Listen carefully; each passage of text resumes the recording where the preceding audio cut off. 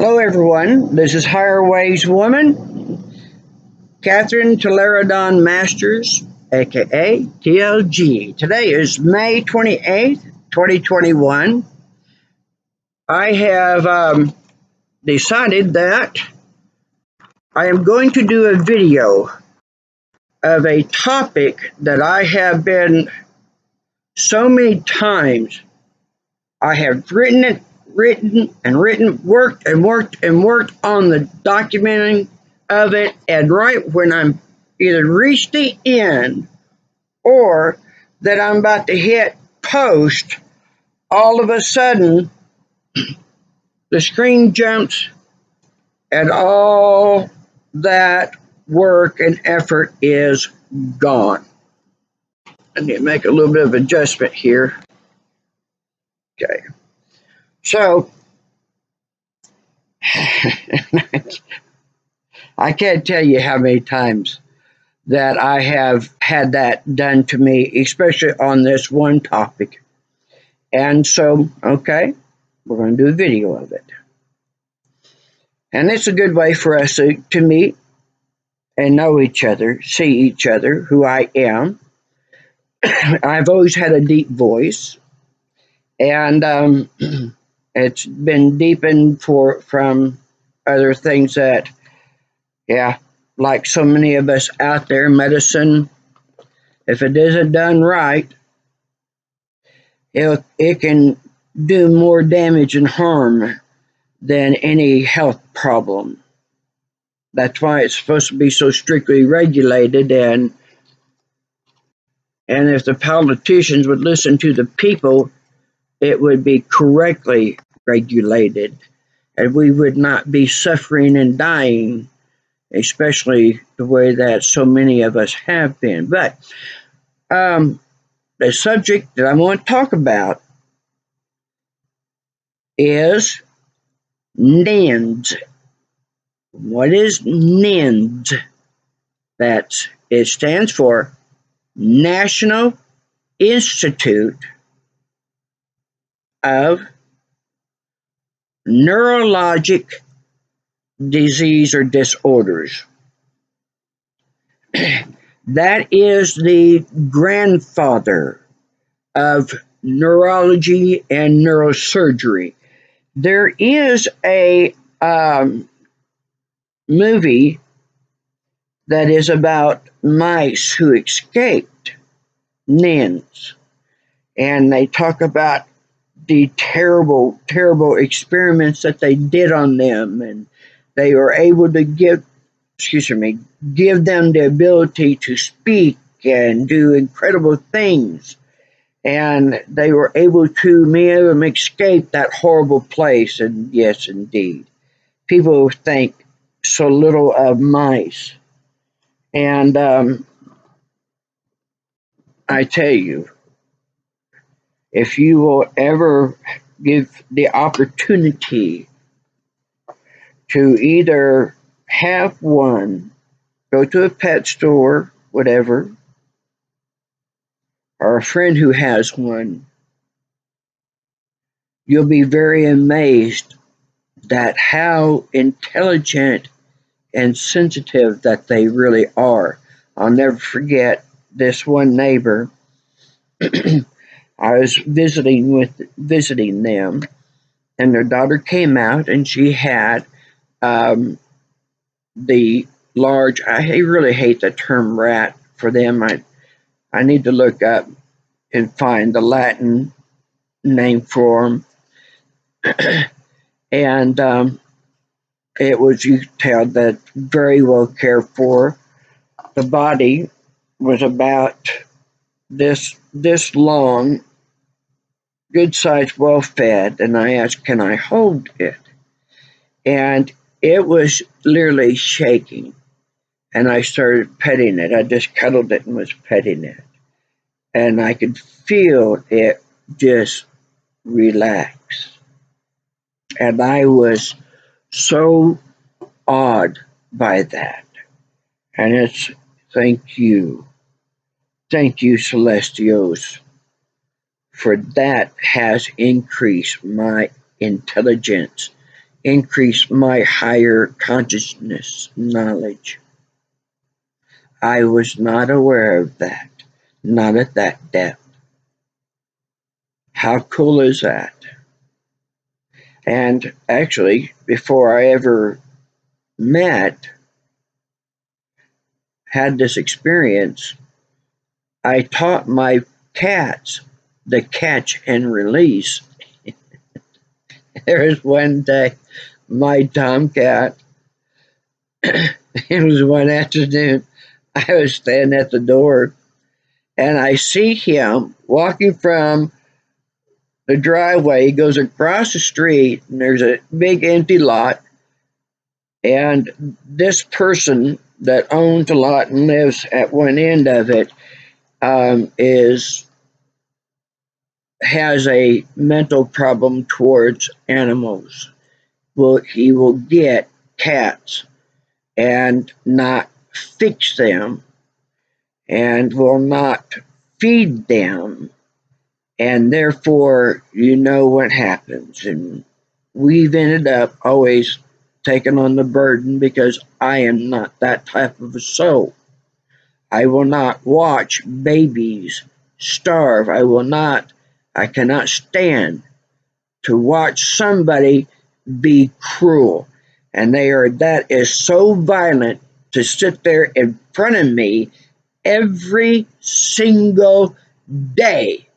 I see that man torturing those animals, those cats that he has caused their increase, and not care if they're injured, sick, dying, starving every single day. I'm watching him torture those animals. And I will feed them and I will treat them. I will do what I can for them. Now, yes, they look upon us like they look upon these animals and these mice. The grandfather of neurosurgery, neurology. I was in medicine, as many of you who have known me, and those who don't, right quick. In 1991, I was 2 years away from getting my doctorates in radiology and gastroenterology. I was also getting a degree in psychology, criminal law, and religion. I hold 2 records. One record is that through a lot of tests and some quite elaborate, that the results were that I had the knowledge and I was performing at the level of a 5th year med student. And I accomplished this within 8 months into my first year with no prior medical training. I happened to, at that point, I'd been married and I was able, he wanted me to not work and devote my time into my degree, get my education. And it goes to show you that instead of Americans paying for foreign people to come into our country, into our colleges, and pay for all of their education, everything that they need, including a place to live, pay all their bills, pay for all their food, clothing, pay for a vehicle, Everything, including running around money. If Americans got that funding, if they had that given to them, then my accomplishment, what I did, would be, you'd be seeing that by the millions, because they know we're this intelligent. That's why that they don't want us having this. They want to give it to foreign people, and they can go back to their country and they can have it, while they sit here and oppress our younger generations. Don't that just I tell you what, I had a hard time holding out a hatred towards these people, but I did. I was, of course, cordial to them, but I was not happy that they were there. I was not, because it is not right. It is not right. It is a very big injustice. Now, let's talk about what's going on. I had a fatal tumor reveal itself by August 27th of 1991, and it was a fatal, 100% fatal. And I had my first surgery on September 4th of 1991. Now, I was not a smoker when I went in to surgery. Before I was discharged from the hospital, I was going through nicotine withdrawals. And I'd ask the doctor, why am I doing this? I'm not a smoker. Why am I having nicotine withdrawals? Because there was no doubt what it was. Because there was a short period of time in 1977 when my folks divorced, and I completely abandoned me and my little brother. And so there was just a very short period of time in there, about maybe a year, that I smoked. So I know what that is. And so that was the only time that I had ever smoked. And so, of course, I was just what was I? I was a junior in high school. Yeah, junior. Yeah, junior year. Okay. So here I am, a 29-year-old woman, and I cannot fight it. I cannot deny it. No matter what I would do, not even the nicotine patches would stop it. I had to smoke. And of course, any inquiries into it, I don't know. And I'm telling you what, a doctor will shoot out of the exam room or consulting room faster than anything when you're talking about this. Why am I like this? Why do I have this? What's going on? How come I've got this and I wasn't like this before I had this surgery? What's going on? I don't know. Well, my tumor was in front of the pituitary gland. It wasn't in the brain. But, of course, you got to go in through the skull. And it wasn't until 1986 that there was a pathway that was found to reach that area. And so in 1991, there was really two neurosurgeons in the entire world who can do the surgery without killing the person or having them completely paralyzed, partially paralyzed, or that when they woke up from surgery that they knew who they were. Yuri Fish was the neurosurgeon who discovered the pathway. Dr. Takanori Fukushima was the only living neurosurgeon who trained under Dr. Yuri Fish.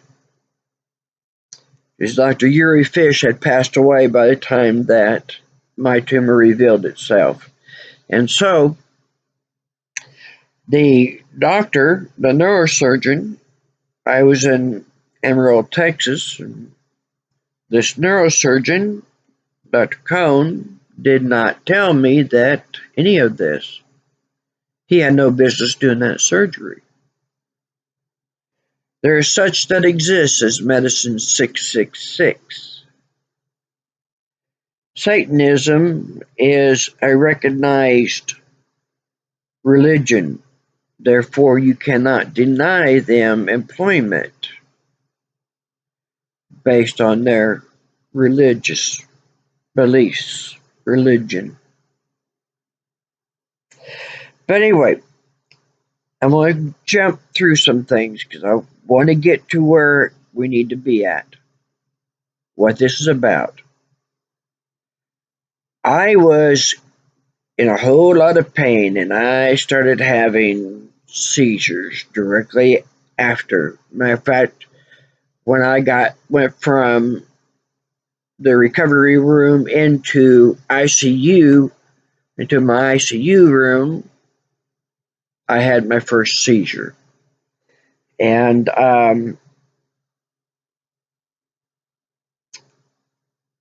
those would continue worsening. But anyway, let's go on. This might be sometimes a little hard to talk about. He had told my family, my parents, my siblings, my husband, and me that he had removed the tumor. I found out a few weeks later I had an MRI done, and you can imagine how shocked I was to be diagnosed with a tumor in front of the pituitary gland. Oh, yeah, ain't that something? And he did a good job of telling everybody that nothing was wrong with me. I'm just a drug seeker. Well, anyway, he sat there with this one doctor. He told me that, well, you know what? Let's not go into that. Let's go ahead on things. I was, because of what Dr. Cohn had done to me and being denied proper care, I had finally found a doctor in Amarillo, a neurosurgeon, Dr. Paulus. I found him by 1st of October, around that time. And it's to him that I had all kinds, just about every type of seizure. I was having times where I recognized nowhere where I was at.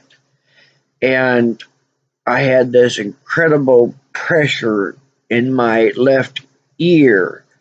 And I was quite the things that I would inquire about. Why do I have this pressure in my ear? It's very painful. And they tell me that, oh, well, there is, a bulging of the eardrum, but they can't see what's causing it.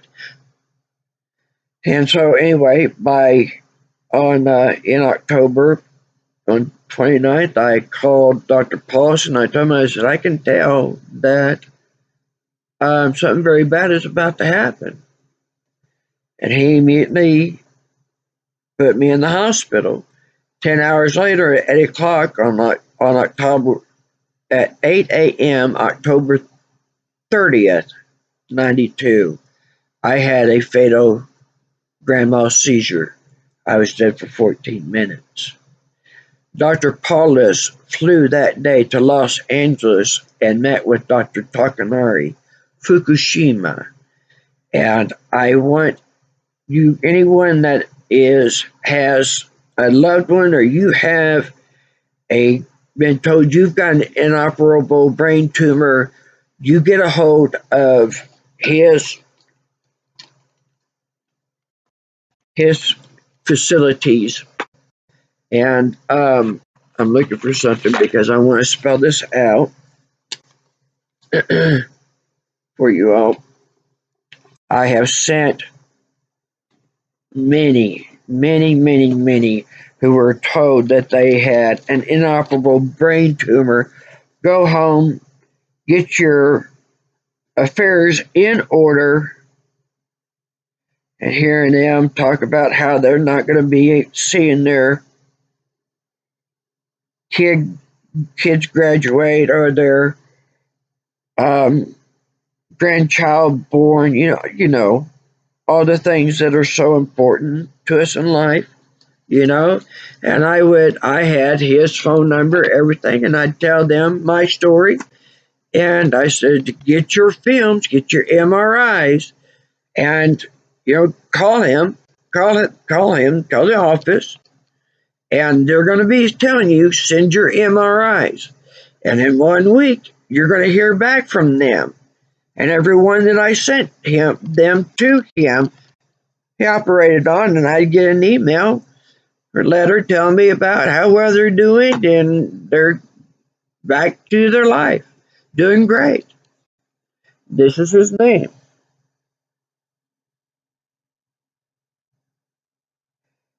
TAKANORIFUKUSHIMA. Okay? You get a hold of him. You get a hold of his clinic.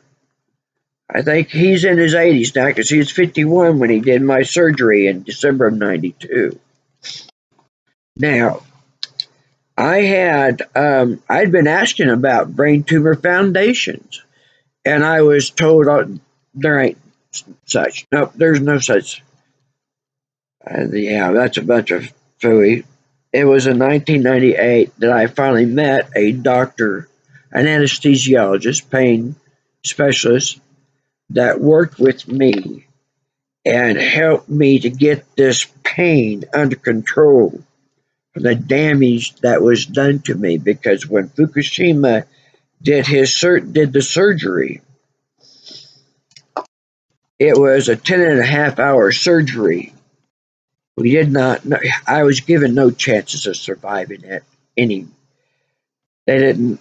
He couldn't tell me whether I'd be partially or fully paralyzed, if I would even know my family or know who I was. No way to predict it. But I had faith. I had my faith. And he told me that he'd operated over 5,000 people and he never lost one. And he said, Catherine, you know who only better than Fukushima? And I got kind of tickled with him, and I said, no, who? God. And I looked at him and I said, I want you, no one else. I know you are the one to do this operation. I know you will not lose me. You won't let that happen. I know it, but he's a great neurosurgeon, but when it came to pain management, I didn't get pain management. I got Tylenol. Yeah, Tylenol. My head was swollen up to the size of a basketball.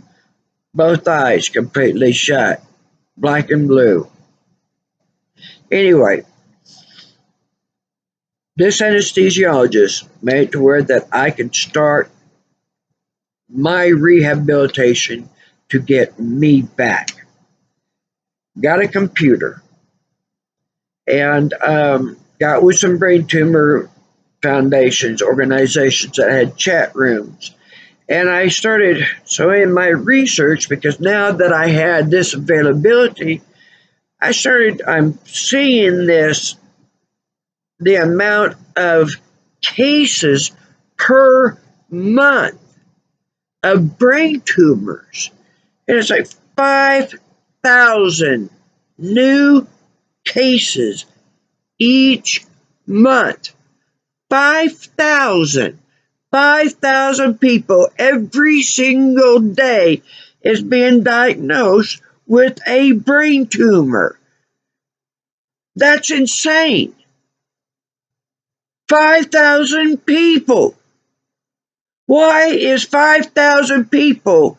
Why is it millions that are being operated on have brain tumors? What's going on here? This is not natural. It's not natural. I would come to figure out it's intentional. It's intentional. It is things that they are doing to cause these surgeries so that they can access us, especially the mainframe. And why? Why? So they can implant us. My implant, and I would learn now, this would be years. It'd take years fighting and fighting and fighting. And I would say, I've got these implants, they would put them in the left ear, in the brain, attached to inside the skull, any place in the head.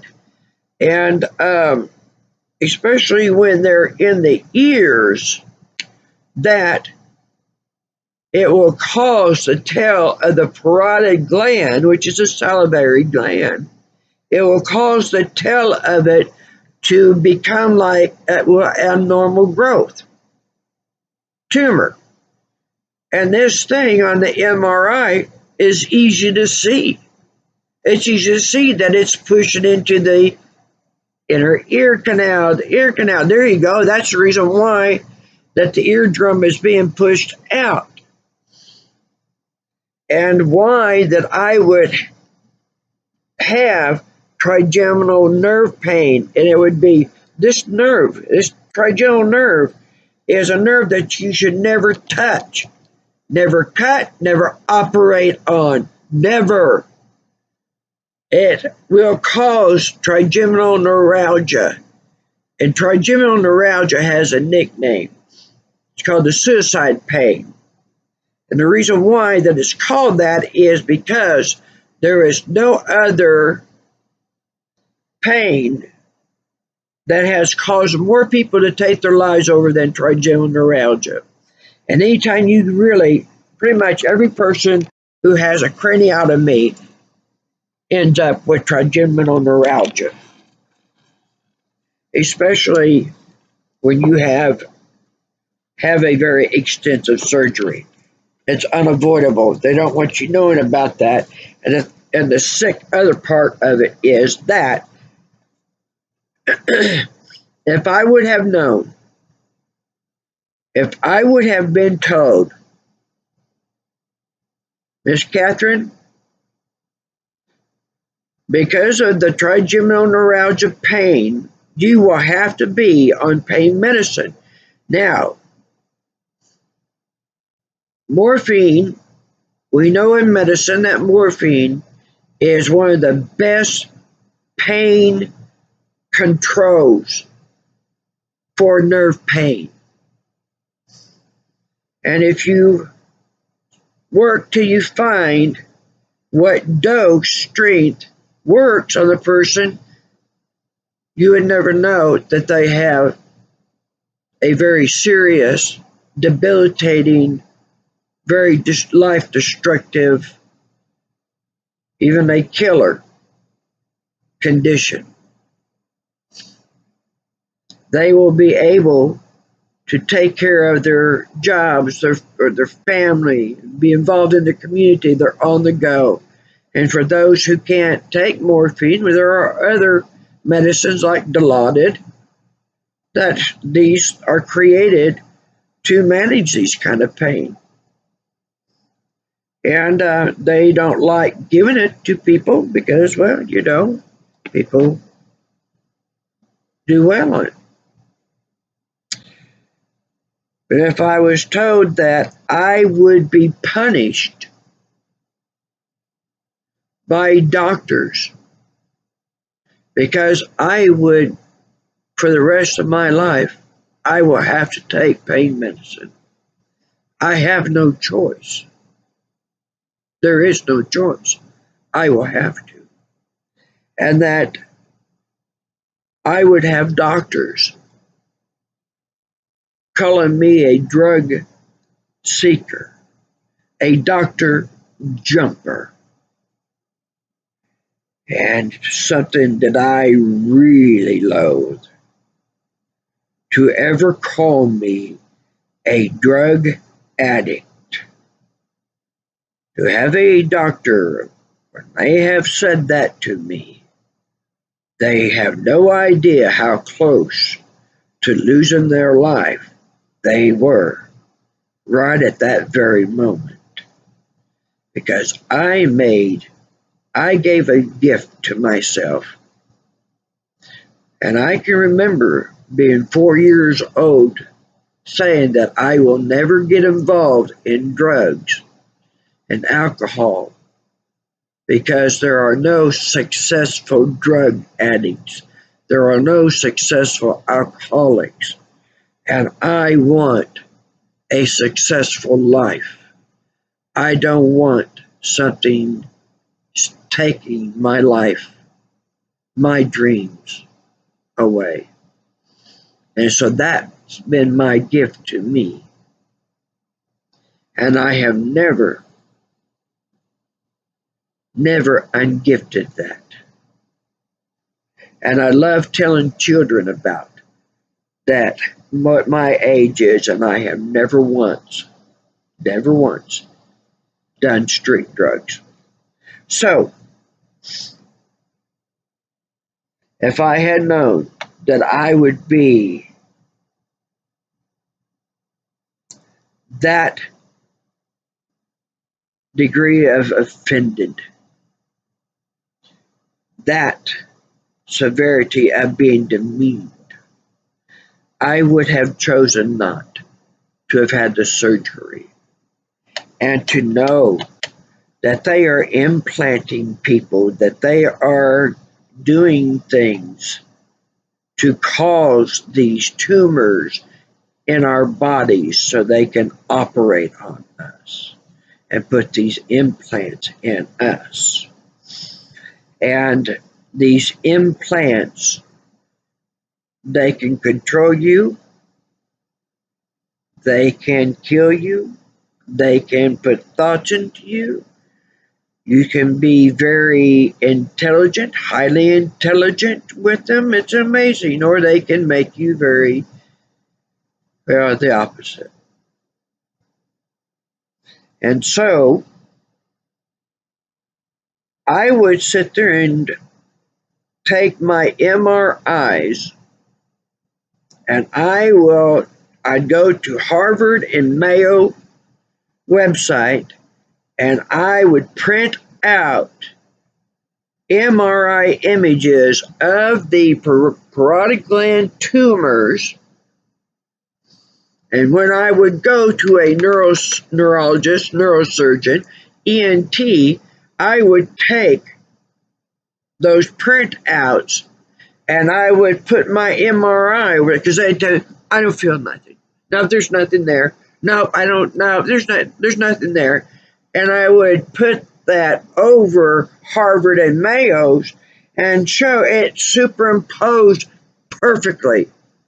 Oh no, there's no tumor. Yep. I started finding out as time going on that the implanting and what it does, because one thing that implants does, it is an intruder, and the body will go after that. It is something that does not belong in the body. So the body will begin to attack it, mount its attack, because the body, this is an incredible function system. This is a living computer, massive computer, highly intelligent. The internal workings are masterful. And when there is an implant in the body, one of the biggest problems that it causes is, get ready because I'm fixing to tell you something. This is big. An implant, a chip in the body, will cause multiple tumors syndrome. Can also be called Durkheim's disease. It has a lot of different names. When a doctor hears that you have multiple tumors, they know exactly why you have it. In radiology, when those implants show up, we are taught to call them artifacts. They're artifacts. Well, what is an artifact? Well, something that ain't supposed to be there. Well, what is it? Why so many there? I don't know. They could be in, could have stepped on something, or it might be maybe they got shot with a BB, or don't look like a BB. Some of them kind of do. They have all different types. On my mother, when they did an MRI of her head, and I was looking through it because that's my area of expertise. The occipital bone on the inside of her occipital bone was this. It looked like a tree, the stem, and then a rounded tree, or broccoli, cauliflower spear, And I showed that to a doctor, and this has only been a short few years ago. And he was like, huh, well, ain't that interesting? And I thought, because I already know all about this. Because this is like 2014? No, 2018. 2018. So I already know. And then in the cerebellum, by the brainstem, there is this little round thing. Oh, that explains even more about how they have what they've done to my mother. Why that it seemed that she would just go off the deep end. A beautiful, beautiful woman. I tell you, to see her, you will know that goddesses do exist. Absolutely beautiful. Dripping with femininity. And my father was a good-looking man. Yep, gods do exist. They were a beautiful, beautiful couple. And I loved watching her with babies, any babies, humans, puppies, and kittens, etc. And boy, they loved her. And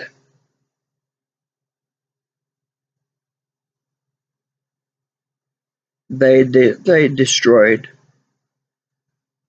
They destroyed. They destroyed our family. They ripped us apart. They got my dad.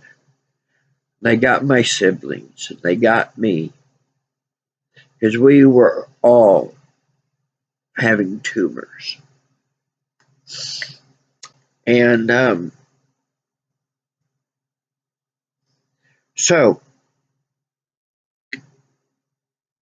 we had in 2000, I think it was 12, she was having a lot of knee pain in her left knee. And I took her to an orthopedic doctor, and they did an x-ray of her knee. And I had asked the tech, I would tell them that I'm a colleague, and they would let me see the film. And there was about 4 inches above her kneecap, her knee joint. It looked like if you took a teaspoon and you cut the spoon right at where the stem is to the spoon, cut that off, throw the stem away, and implanted the cut part of the spoon. And because I saw this, and the doctor came out, because I had it up on the view box, and he saw it. She was no longer a client. That's what they do. That's how you know. That's how you know when you sit there, especially with these implants. Because when somebody has a craniotomy, I'll ask them. I said, "You got pain in either ear? A lot of pain so much that it forces you to go to the doctor? Yeah, and it forces you to even go to the emergency room, even thrown up with it? Yes, yeah. You have this pressure feeling in your ear? Yeah. How do you know this?" Well, and now the part is, do you break it to them? Are they somebody that look like they can handle that revelation? Sometimes not. And I just tell them, because some are very, very fragile, but the majority of the time I will tell them, and I will tell them what to do and why the doctor is treating them, discounting them, because it's horrible. It's horrible. Won't even matter that, even like me, that they tell me that I have to see a psychiatrist to be evaluated. As if I'm a drug seeker, that I'm a doctor, hypochondriac, whatever it is, psychosomatic crap. And every one of them said, absolutely does not have an addictive personality, does not have it. Very concerned for this woman. If she does not get the pain management that she deserves with this obvious, known, debilitating diagnosis of trigeminal neuralgia. There you go. There you go. I love showing that to them. All right. Are we done with this childishness? Are we done sitting here treating people like they're stupid, like they don't know what they're talking about, and want to sit there and know that they are doing this, what's being done to them with these implants, how it's torturing them?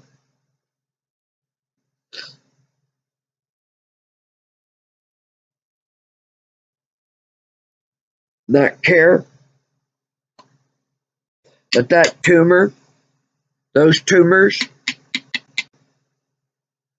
Well, why the smoking?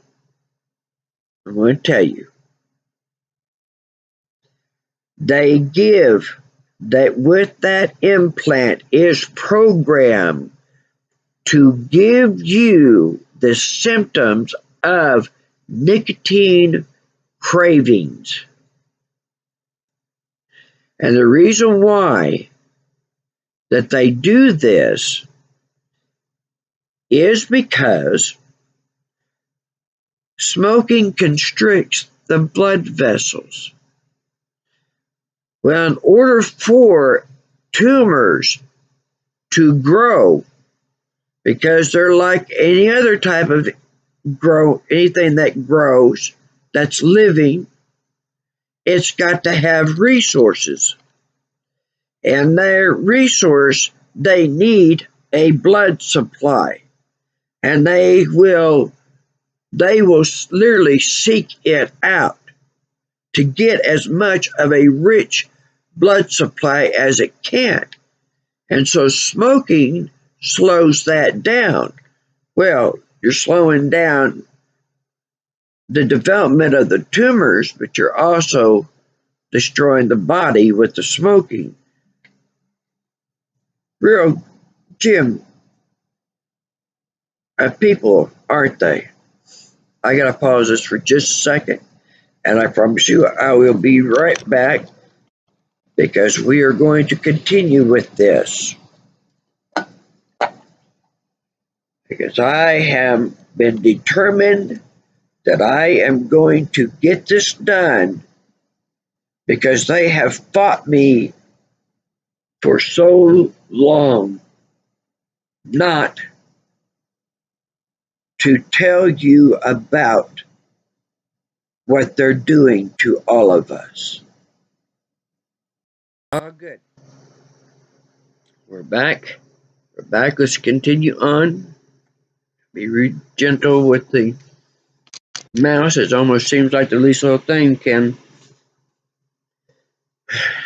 interrupt this, and I can't. I can't do this anymore. We've got to get this video done. Talked about, as you all need to know what's going on, is this parotid gland, these implants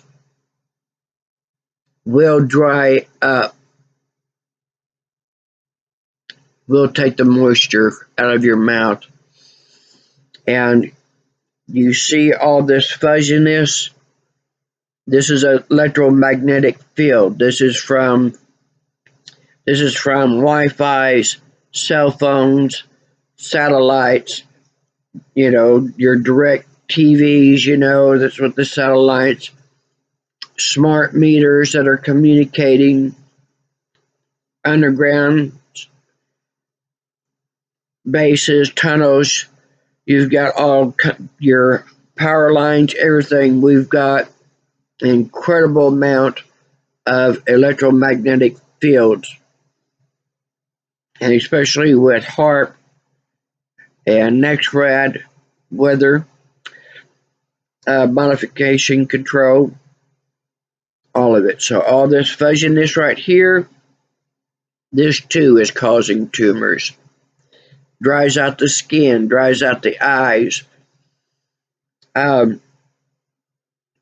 With the amount of electricity that they are boosting down the line to service other states, and also the fact that power lines will act like magnets, and so static electricity is drawn into it, so that what all this does is the wiring, it's going through everybody's home, every structure.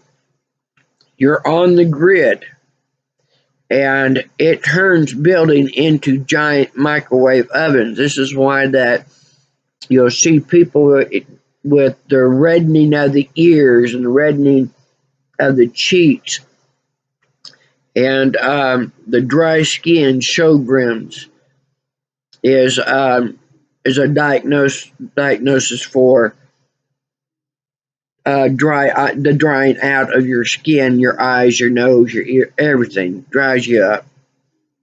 That's why that kids, even like teenagers, are having some of them have complete dentures. You need to keep something tart, anything, anything. Nerds, I get people, they'll see my box of Nerds and go, you like those? I said, yeah. I said, they'll make me salivate. And so you need to carry something to always have something so that you can stop that cotton mouth, because you will have multiple cavities. It used to be years ago that a person would have maybe a cavity here, and maybe many years later might have another one.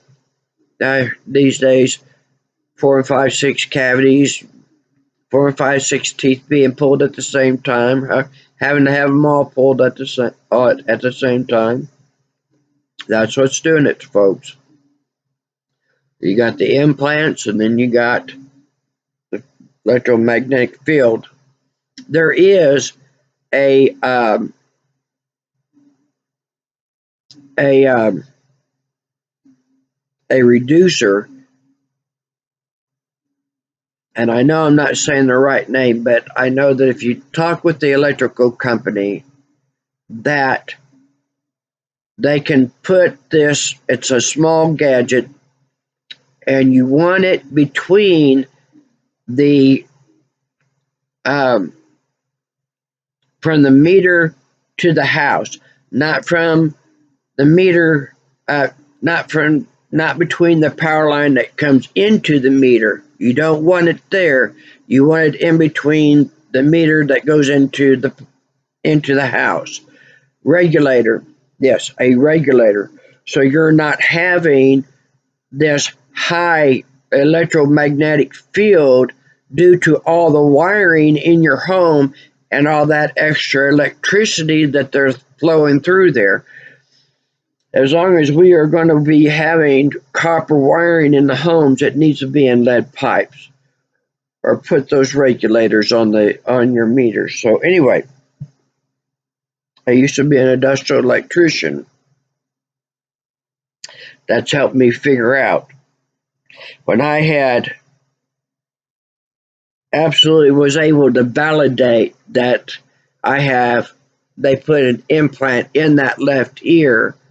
I had, I think it's around about 2009, 2010.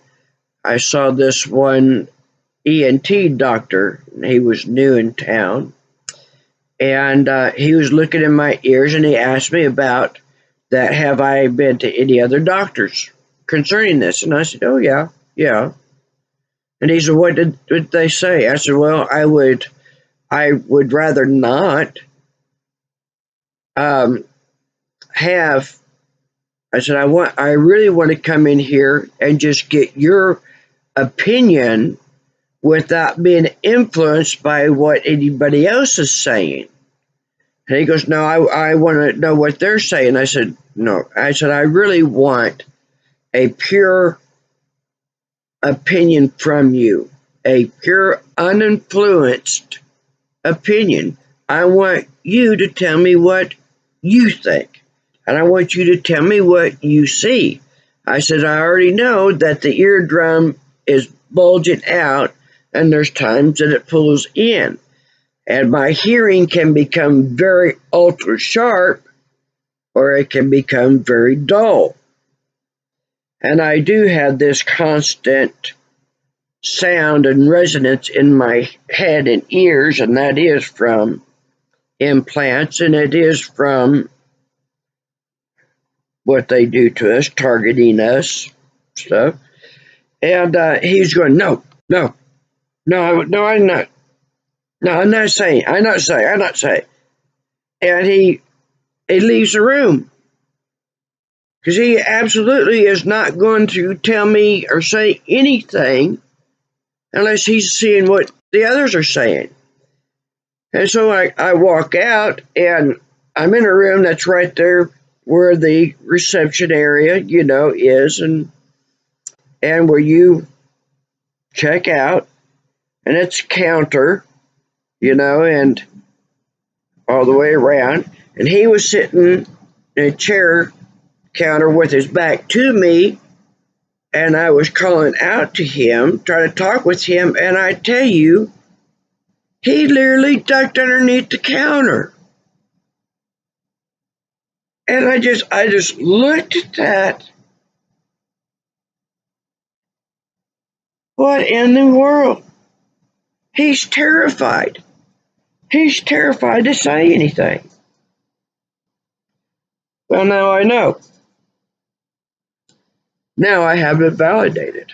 I know exactly what's going on.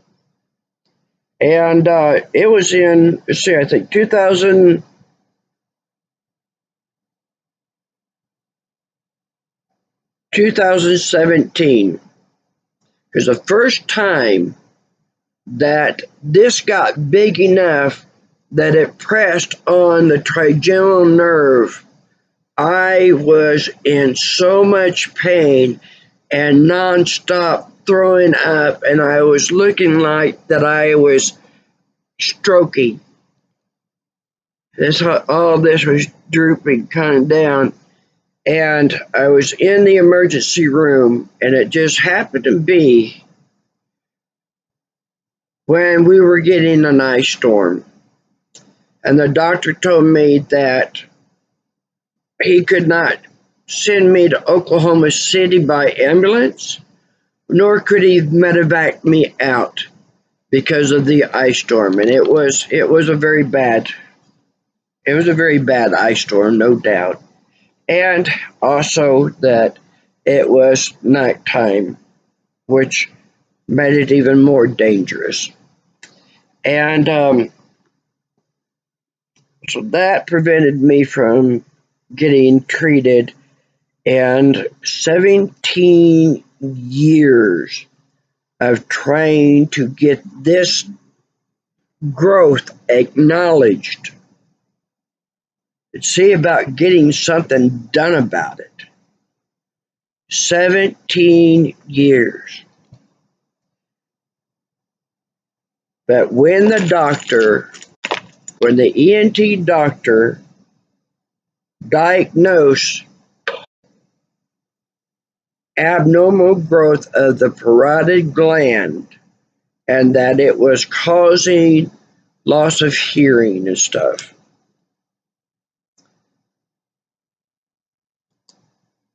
it got the attention of some people. And I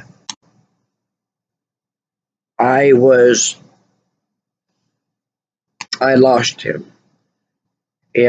But before I lost him, when they did the MRI, I was to see him directly afterwards, and he had set up for me to see this.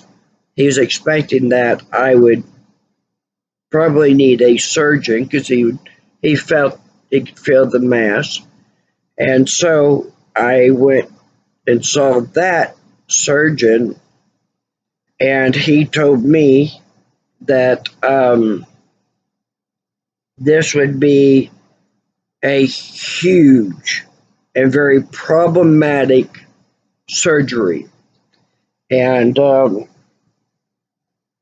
I already knew about the type of surgery that was going to have to be done, and it was no different than doing really any other type of surgery to head.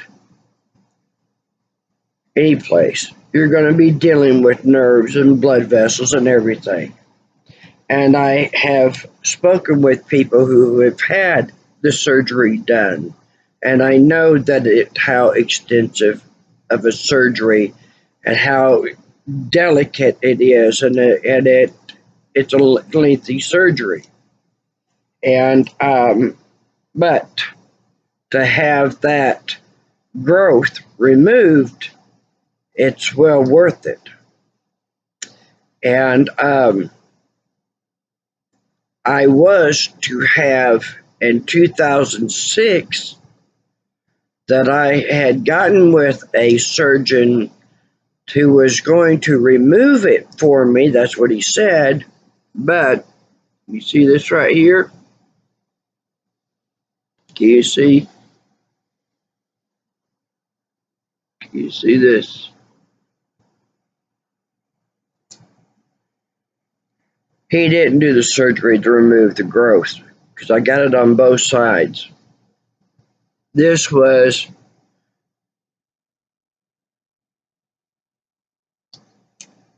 all it was.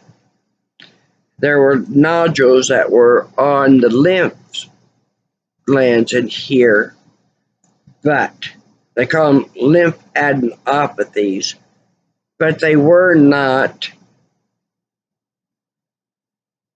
They're not something that you operate on, because you're not going to really have. It's not really going to cause you problems, because there's enough of the lymph system that will continue taking care of what their job is to do. These little nodes that are here and there are not enough to cause any problems, and they're not cancerous. And so what he did to me, I loved wearing turtlenecks. Loved them, but I can't wear them. If I wear them, what he's done to me, it puts me in the emergency room. And even having a necklace on like this, I'm going to have to be taking this off because it's a little too tight on me. This is given to me recently by my sister. I love her so much. And my Metatron, that's a symbol for Metatron or Yophiel. Anyway, so here's what they're doing. That out of N.I.N.D.s, now, I almost forgot this part, and I discovered this back in 1999, that I came across an article on that. See, Dr. Cohn did damage to the right temporal lobe, and there was the front part of the right temporal lobe was removed, had to be removed. He had caused tissue death because he had the retractors on too long. They lost blood supply. And I want to tell you, so very important here, that when an organ has lost blood supply long enough that there is tissue death, they have to remove that. They got to remove it immediately, because if they don't, it is like one of the most rapid advancing cancer there is. It acts just like it. It will totally consume the organ. And it doesn't matter kidneys, liver, or your brain. Doesn't matter.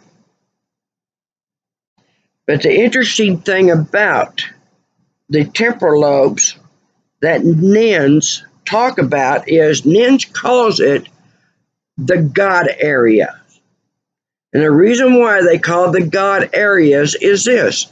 When the temporal lobes are highly active, and or more so, that when there has been an injury to either one of them, any degree of injury, the remaining temporal lobes, because there'll be both of them, will become highly active, very, very highly active.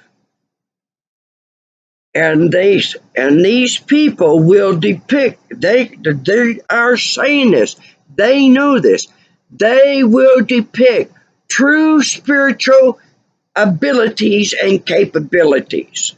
So what they just said is that they've made us more higher, consciously advanced.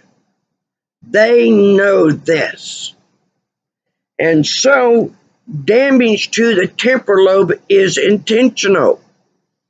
And also that the temporal lobe will reroute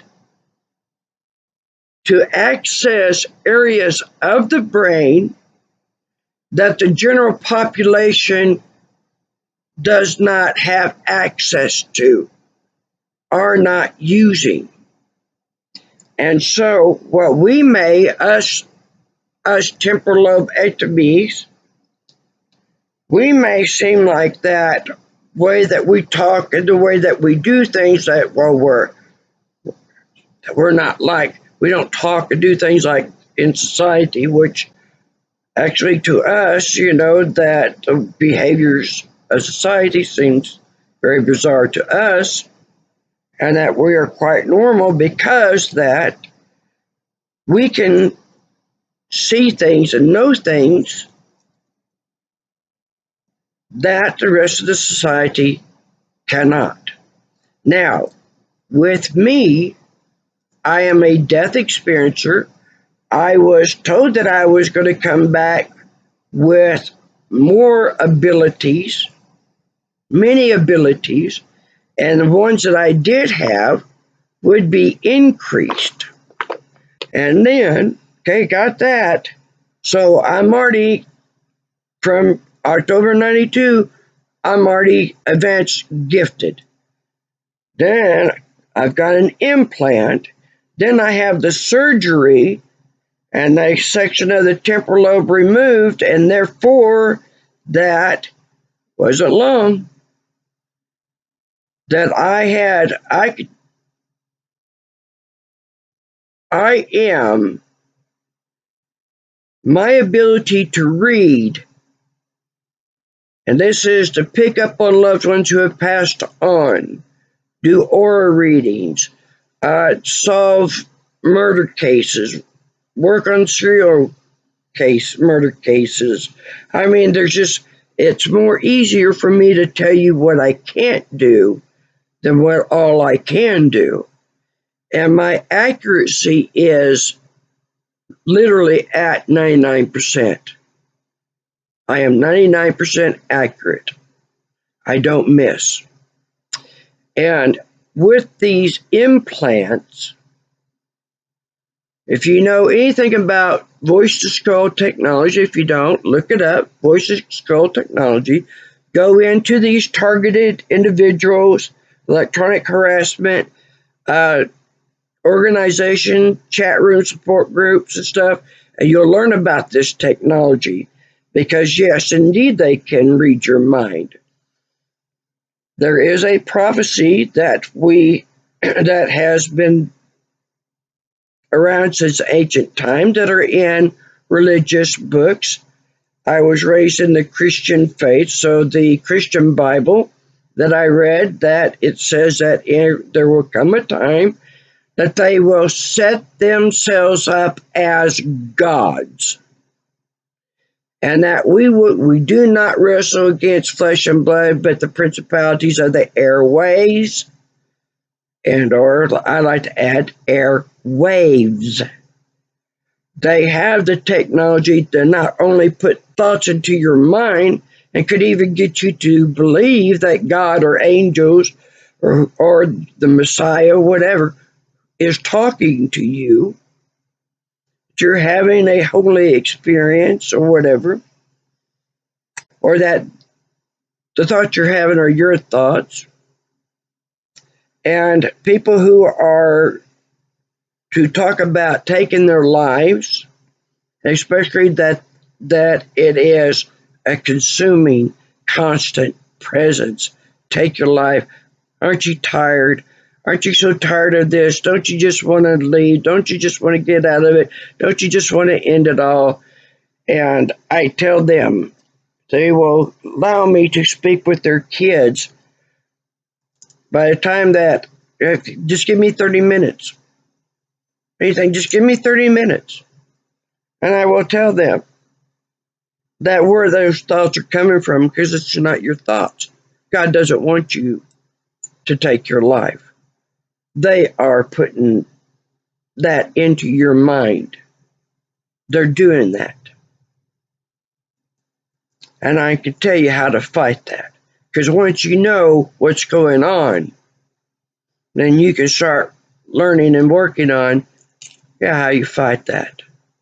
How you fight that control. But now, what they do is that they'll sit there and, have you work cases for free.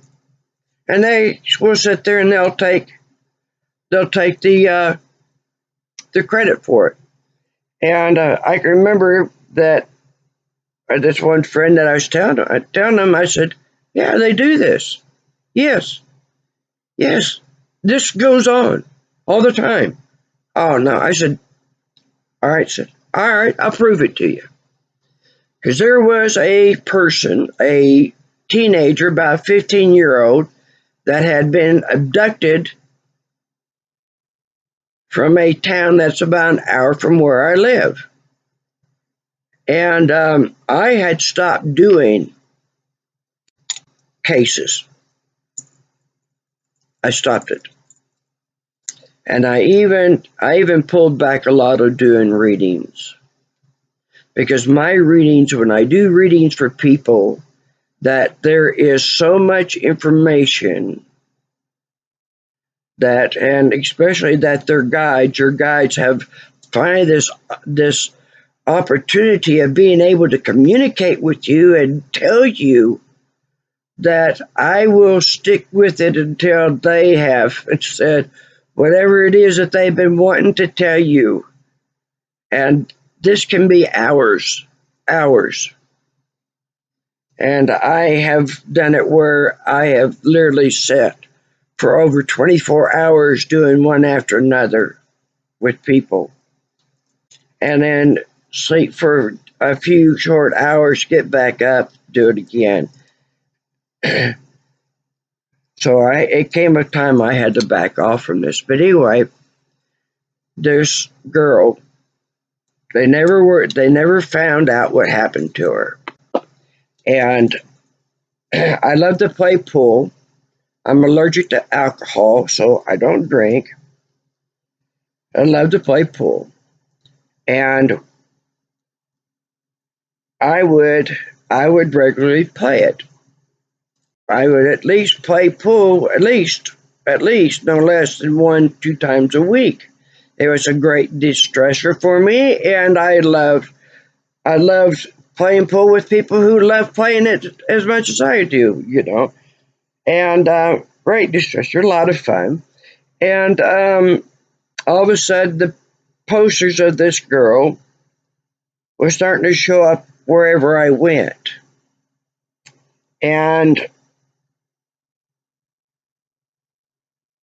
they would go from having them on the walls to having them on the door, on the inside of the door, outside of the door, or the stores that I would frequent, they would have them on the door and then taped to the glass panels. I mean, just everywhere. I knew what they were doing.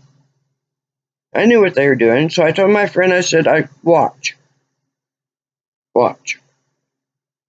I am going to put out, I'll work the case. And so, but what I did is that I knew she was dead. And so I got out the map and for around the territory, I knew her body was in the vicinity of this territory, but I did not give the exact location. But if they did the grid walk like they're supposed to do, they will come upon her remains, and the family will be able to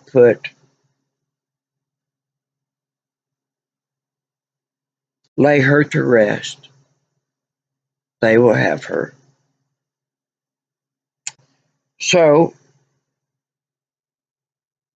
now every Wednesday in the paper, they always publish the police call-in logs. And it had been, I think, 1 or 2 days, when I had looked at the map and went, yep, here's where she's at. I could feel it. And what was the radio call-in? Oh, a person had called in with new information on the case of missing girl, I respectfully will not give the name.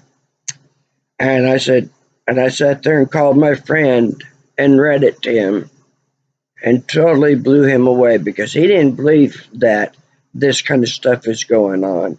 Oh, yeah. Oh, yes, it does.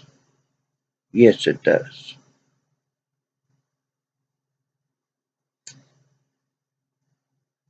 And, yeah.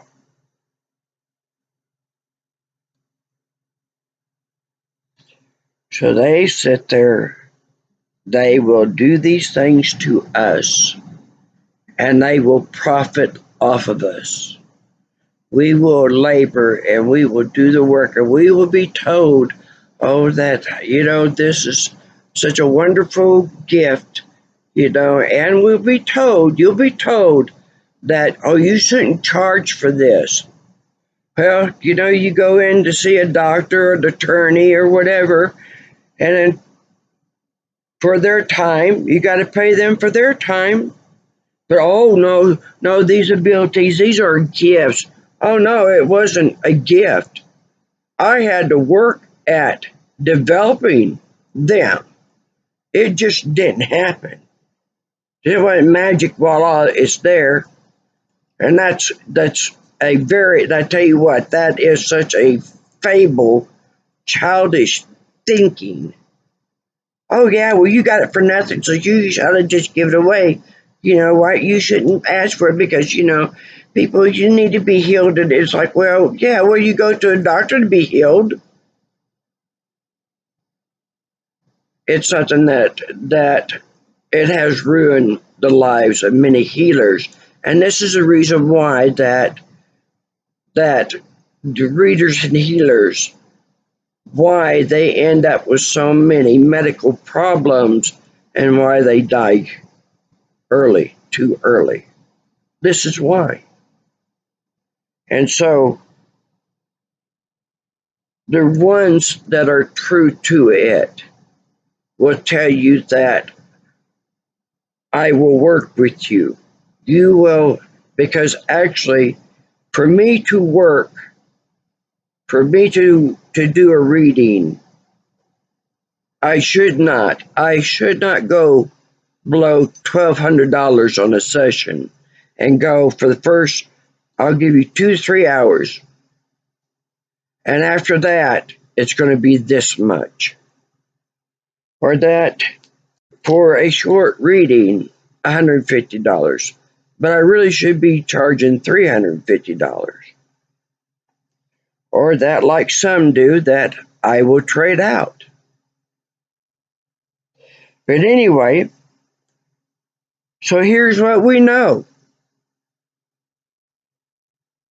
that they have developed, N.I.N.D.s has developed. They know the brain so well, and I tell you what, if you ever have a loved one with a brain injury or a mental condition, I love neuropsychiatrists. Neuropsychiatrists that when there's been an injury or whatever, let's just take this for example, that a loved one has been in an accident, sustained a head injury, got problems now. A neuropsychiatrist can sit there and just very quickly know by what they're seeing, the question they're asked, they know the symptoms, they know exactly where in the brain is the injury and how to rehabilitate, what to do to manage to help get back whatever they can. And especially that because when you have injury to temporal lobes, now you lose the ability to respond to things. Instead, you'll react. And that was one of the things that I kept also pressuring my doctors, anyone that I would see. Why is it that here I am, that I was a professional, a medical professional? I did not react. I responded. And that was my natural personality. I'd been like that all my life. Only now that, of course, it was honed in more skillfully. So I was never, ever one to just blow up, react to something. That went out the door. I could go from being very docile and somebody say something or do something, especially when it's very stupid. I would go from docile to full in rage. I will skip all the stages that leads up to that. Be upset, be mad, be angry, be very angry, be enraged. Oh no, wrathful, absolutely wrathful. And it could be that way for days. And I could not, no matter how hard I tried to rein that in, I couldn't do it. Why? Why am I doing that?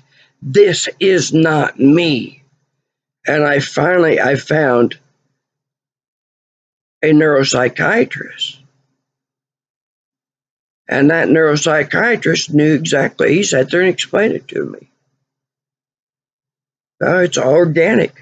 You've had this removed. And the temporal lobes are what helps us to control our emotions. And I told him, I said, well, okay.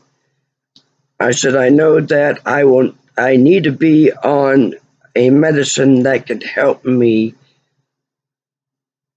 manage this, that I don't do that. And I said, I'd be willing to take what you would advise as long as it's not lithium. He goes, well, funny thing you say that because that's exactly what is recommended. Lithium. Oh, crap. Because lithium makes you very lethargic. And I said, all right. I will take this until that I have reached a point in my rehabilitation that I can gain control over it. And I did that. And actually, I a doctor that I had been with for some time, he had recommended to let's stop the lithium and go to Ativan. And I will tell you this, Ativan also, in the generic name is lorazepam. That is one of the most perfect medications for this kind of a problem. It allowed me, it didn't interfere with my thinking, didn't make me lethargic. It absolutely, it was amazing that it kept my emotions down and allowed me to be cognitive. And then it wasn't long. I think that probably within about what was it? A couple of years, I think, about 2 years, that I reached that goal, and I had me. I had that part of me back. Because I tell you, folks, I went from not having three languages, Greek, Latin, and English. I was 3.8 to 4.0 med student. I not only had hold records in medicine, but I've also hold a record as being the first woman to be a roustabout foreman in the history of American oil and gas oil fields. They did a story on the American Oil and Gas Historical Society in 2018. And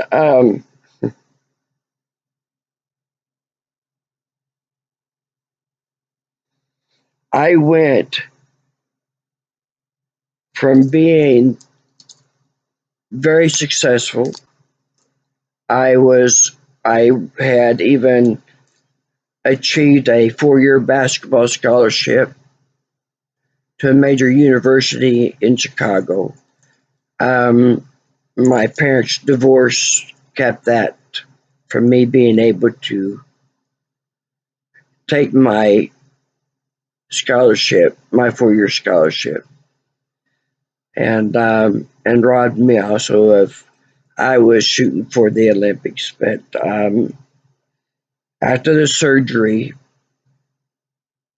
to save my life, after Dr. Fukushima, I was down very low in the skills. And I worked very, very hard at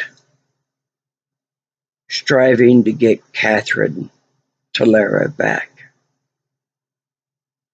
And as I worked, when I got that computer, and more than anything, that I had this phenomenal anesthesiologist, Dr. Michael Burdine. He's retired. Dr. Michael Burdine, if you ever see this video,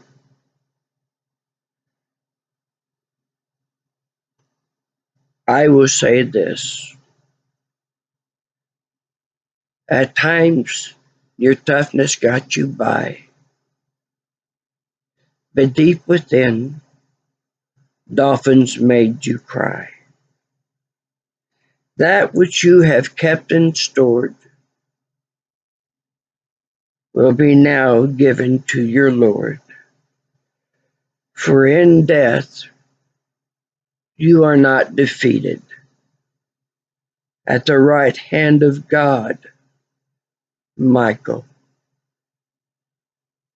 go and be seated.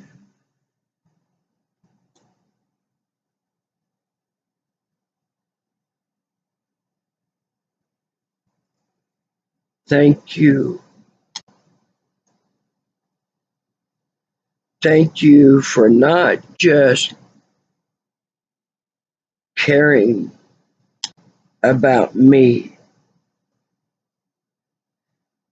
Thank you for the heart and the beautiful soul of a man that you are, that you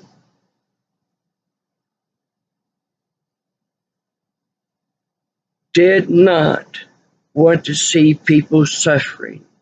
You could not stand it. You had the knowledge and the ability to stop people from suffering and watch them come back to life. The exact same reason why that I fell so deeply in love with medicine, because it is not hard to do this for people. You just have to care. And I loved seeing where we have come in medicine, that we can literally get people's boats righted, their sails righted, and them sent back into their lives, and being able to be with their loved ones and be able to do things and whatever, be on their feet and going, active.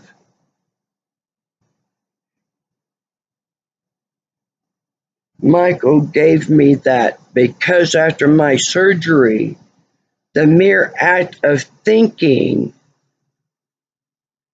we would learn that cutting the nerves in there, because electricity flows through nerves, and then the area that was removed had filled up with fluid. So when I would think, it would, of course, it's activating cognition. That means that electricity, the nerves are sitting there firing. They're firing. Here's a synaptic gap. That's exactly what nerve endings look like. Bulbs on the end. And there is a gap that's called synaptic gap. and that electricity jumps back and forth over that gap. Well, when you cut those nerves and you got this fluid, it's like taking power lines, cut that power line and stick it into a swimming pool and then put your hand in it. Yeah, it's gonna hurt like hell. That was what was causing me so much pain that I would end up in the emergency room and taken even by ambulance and nonstop throwing up just because I was reading something and trying to get it into memory because short-term memory had been damaged and I had to quit. I had to stop pursuing my dream, finishing medical school, anything. I was only existing, just existing. And I looked bad when I first met him.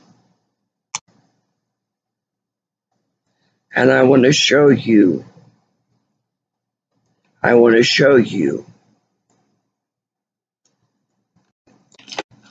what, not what just he did, but this is going to be proof because right now, for the past since 2017, we have been in a locked in battle to get pain medicine back to those who it belongs to and not being treated like all of us are nothing but drug addicts,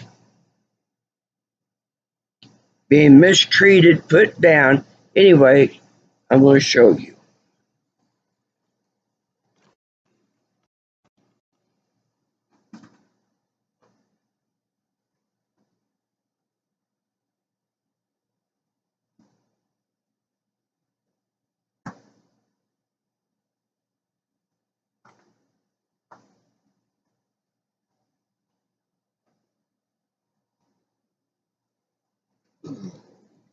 In 1998 is when I met Dr. Michael Burdine. 1998. And it was,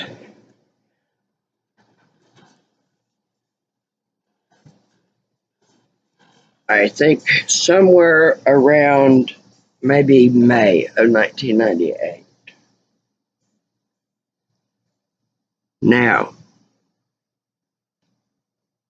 what I'm about to show you, this was taken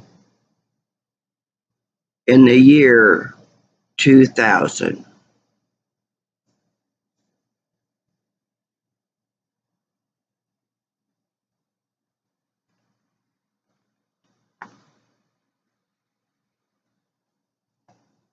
If I can try to get it from the glare. Oh, sorry about this.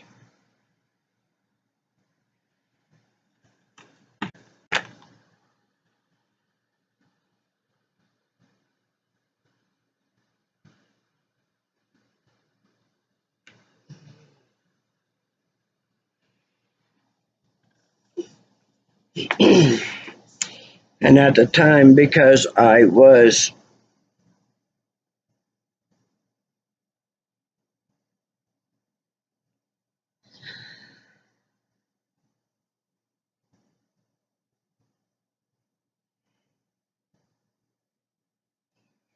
so you see that when us mature adults who have chronic, intractable, debilitating pain. When we have our pain properly managed, the results are as they always have been. People get on their feet and they become active. They have this written down in laws in January of 2000. I read it. I remember it. That we become extroverts. I was on 100 milligrams morphine extended release tablets 3 times daily. I was prescribed also Norco 10650, which is like Percocet 10650. I could take 2 of those every 4 to 6 hours and or as needed for breakthrough pain. And with a trigeminal neuralgia for it, because there are times I was very sensitive to weather conditions. I can know 2 weeks ahead of time when a storm is coming because I'd be in and out of the emergency room. Even not taken by ambulance, they'd have to give me a shot. It was figured out at 150 milligrams of Demerol that I come home, I do not go anywhere, talk to anybody, nothing. The world has to go on without me until the next day. By the next day, you'd never know that I had been in serious condition just a few hours earlier. And it's not that you go up, you don't go up any higher, and you don't go any lower. And so, because the damage of the craniotomy, I could walk from my door 15 feet to my vehicle in above 80-degree weather, and that was a long enough exposure to heat that again, I'd be in the emergency room. And I also could not wear makeup. That put me in the ER. So there was even mascara put me in the ER. Hypoallergenic, doesn't matter. Makeup puts me in the emergency room. I cannot wear it. I cannot. But this right here is proof. There you go. It's proof.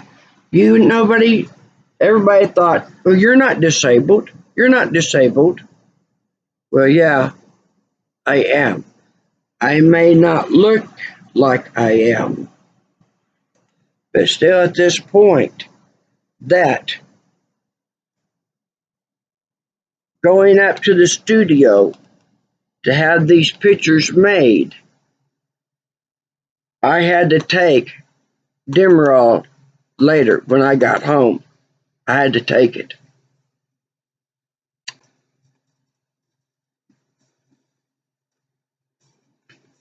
So, N.I.N.D.s knows. They know what they've been doing to us. And the abilities, you've seen all these new, the Avengers, and these people who are able to do very powerful things, like even emit electricity from their body, project it, levitate things, etc., can be sitting in their house and go into any habitat, any structure, anywhere in the world.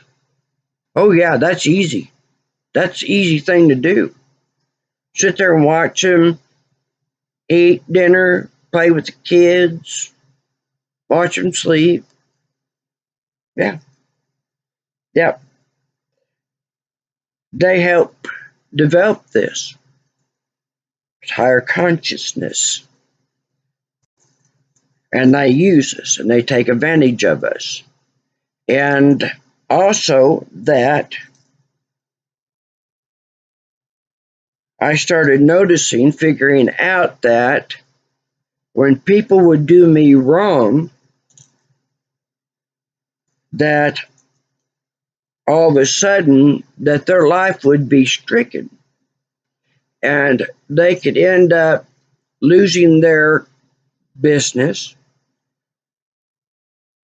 or they would have a serious health problem, end up in a divorce, end up journey, whatever.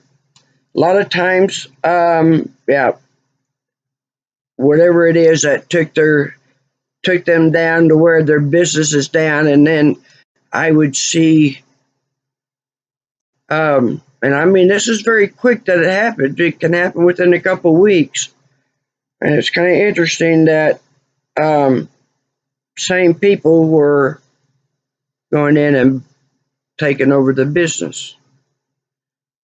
And so I started figuring out that what they would do, there's a business that they wanted where they will tell the owners, whatever they knew to get them to do me wrong. Don't fix my vehicle right, scam me, mistreat me, whatever. Just do it.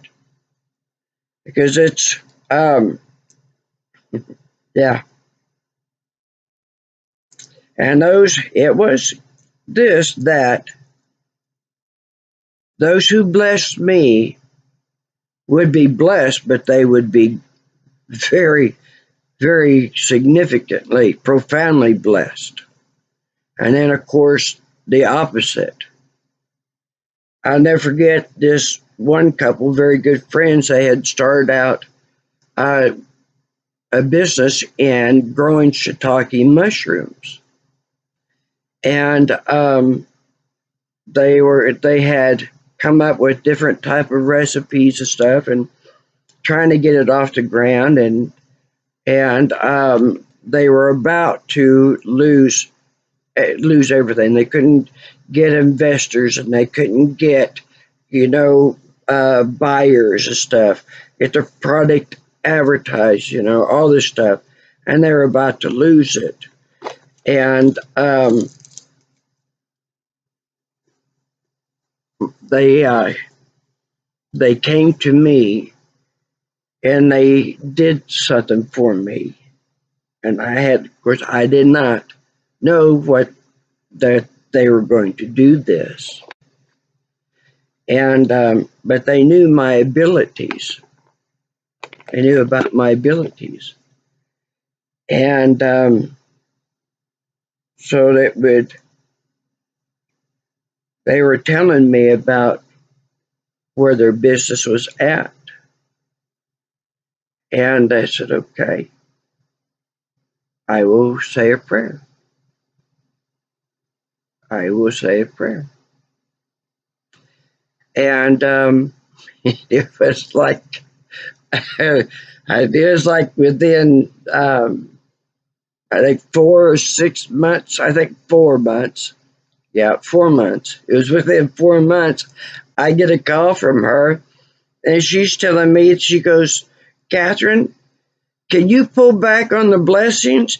She's calling me, she's frantic. She's frantic. Can you pull back on the blessings? We've got so many orders that we're just a small company. If these orders keep coming in like this, it's going to ruin us. We are not going to be able to make these orders. Can you pull back on it? We don't have the help. It's just us. And I said, okay. I said, I'll make changes in it. And so I thought, I don't want to stop people wanting to buy, wanting to invest. We'll slow that down, but I'll ask for help to be brought in so that they can handle this increasing of their business. And it was, I think, like 2 months later, a month, 1 or 2 months later, it was very, very quick that she calls and tells me, her and her husband call me and tells me that the federal government came to them and asked them if they would be interested in going to Ghana in Africa and teach them how to grow mushrooms and how to do these recipes, these soups and stuff. And they would be, of course, funded, backed. And so, yeah, have become very well to do. And they have traveled all over the world. And now this was like around 2002. And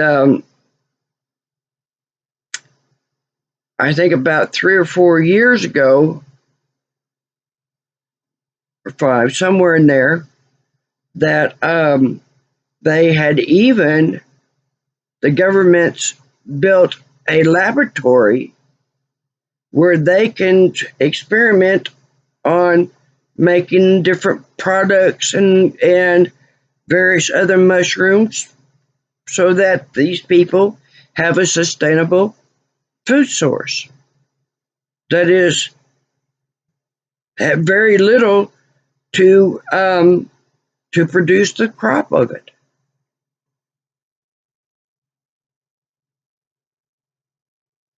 And so N.I.N.s, they know all about this.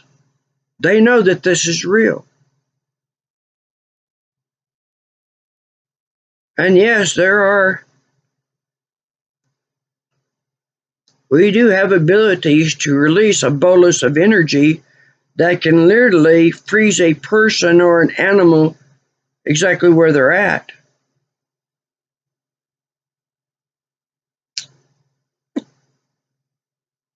Only lasts for a few minutes. And no doubt that it is quite possible to release enough of it that they literally can suffer a heart attack, to stop the heart. If you could freeze them in position for several minutes, well, yeah, well, of course. Or that you could sit there and point and have electricity come off your hands and go right into the computer and blow the computer up. Oh, yeah. Yeah, that's very real. Yeah, there are people who can do that. And there are people who can manipulate the weather. That's real easy to do. You don't have to have a special ability. All you have to do is project your mind, your thought to it.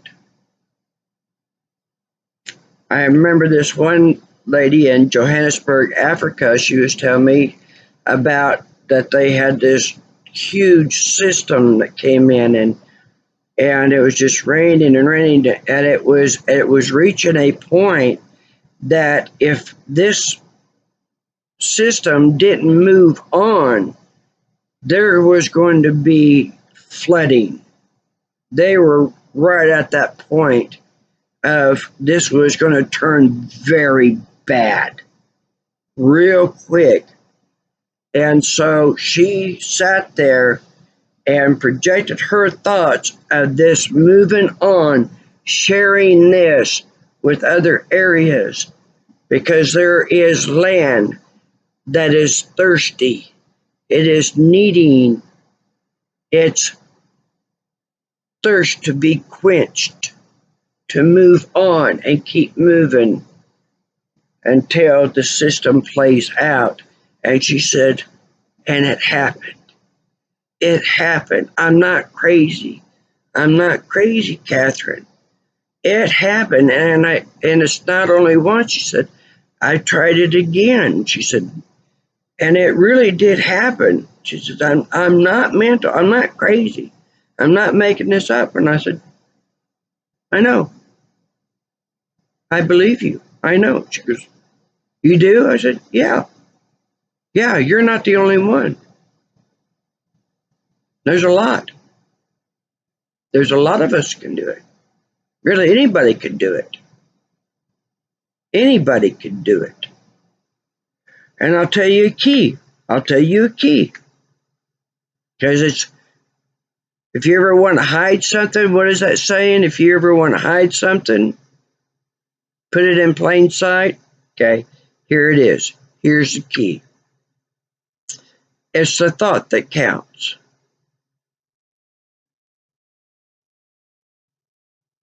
It is the thought that counts. Because what you say, what you think. Remember?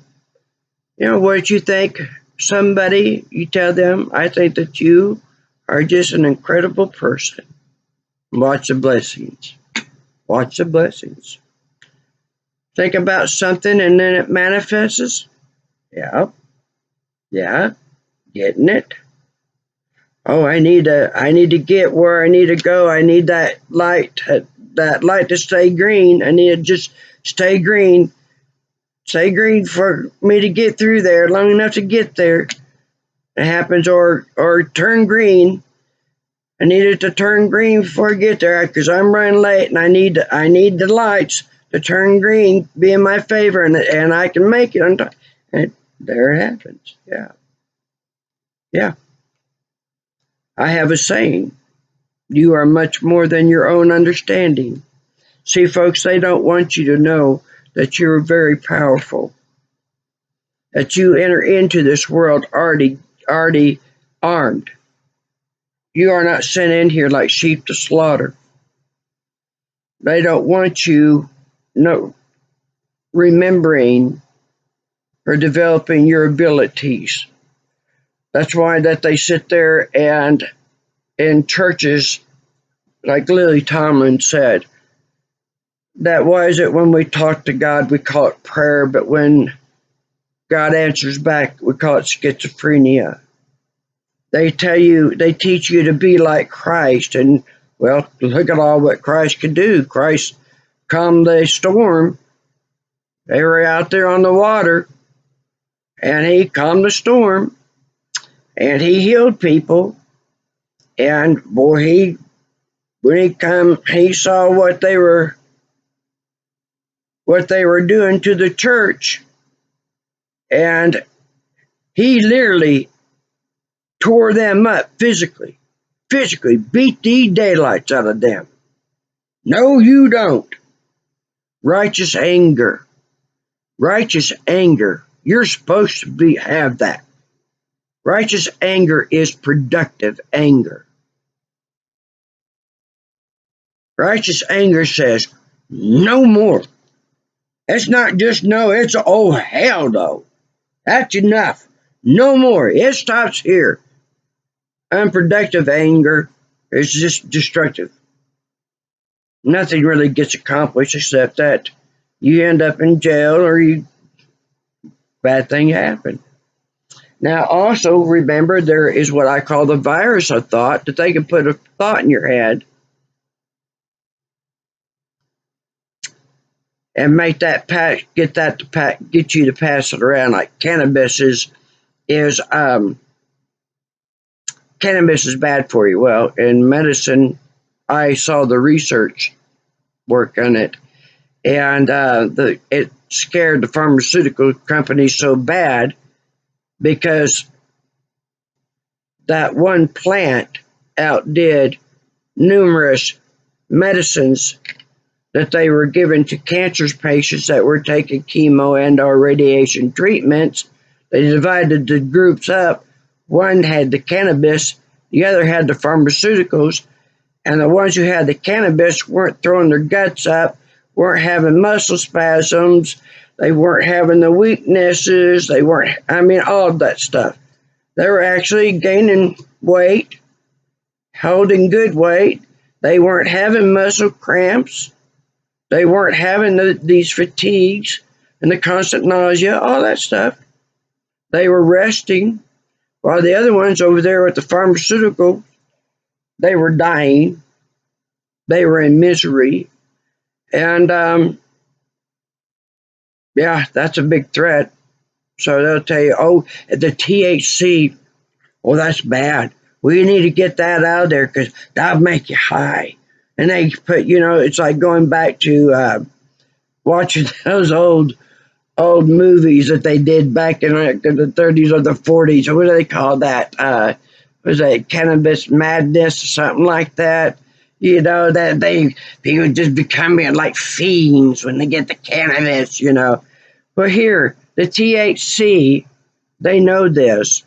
The theta brainwaves is your higher thinking, higher cognition, problem solving. You want that is your greater intelligence. It's the theta brainwaves. That's why that politicians and doctors and attorneys are all doing it. But they don't want the public to know about it because, well, if you'll be just like them. You don't sit there. You got to remember that. Let me put this in there. It's medicine. It's medicine. So you don't overuse it. Because I could spot it when somebody is sitting there being stupid with it. Oh yeah, man. Yeah. No, you're doing too much. If you're like that, you're doing too much. Because you should actually take a little bit of it, and then you're going to be doing things like college level, very sharp-minded. So the THC, taking the THC out of cannabis and CBD oil is doing an injustice. But that's what the virus of thought. It's a thought that counts. They get that thought in you, get you thinking that way, and you're going to go along with it. And that's a destructive thinking. But to know that THC is very healthy, very beneficial, well, that's beneficial. That is healing thinking. It's a thought that counts. And so I am going to end here.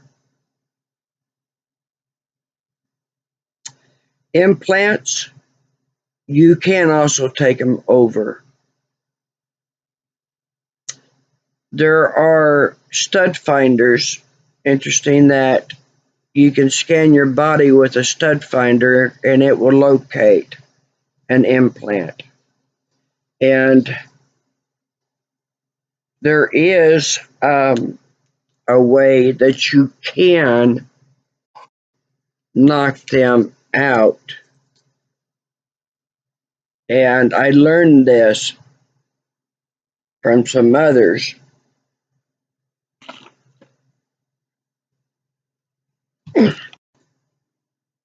This is a Neodymium Magnet, one of the most powerful magnets in the world. And you can get them in all kinds of sizes. I had 2 of these, and when they came together, I almost didn't get them apart. But now look, you see this right there? They are very brittle.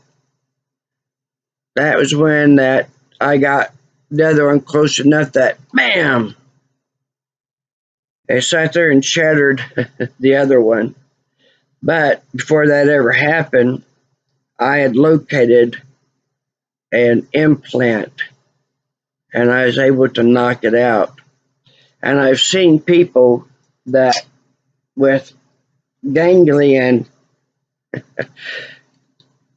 tumors on their wrist, or seen this one lady that she had a tumor on her knee, and she got large size magnet and taped it on that tumor, went to bed, and literally, and she videotaped from the minute that she put that magnet on that tumor to when she woke up. That tumor went from about being that tall to you almost couldn't see it. Kept it on for about, I don't know, maybe 2, 3, 4 hours more, totally gone. The one on the wrist, the same thing with that. That thing stood up there, and this person put a magnet on it and slept with it. Next day, gone. Isn't that interesting? Yeah. When I knocked out that one particular implant, they couldn't shock me anymore. So, folks, N.I.N.s know that not only will you have very advanced spiritual abilities and capabilities, but also there's one other thing, and I'm glad that I am remembering this. You lose the ability to lie. Now, that might not seem like a bad thing, but actually, yes, it is. Because there are times when the truth should not be revealed. Situations when the truth at that time should not be made known.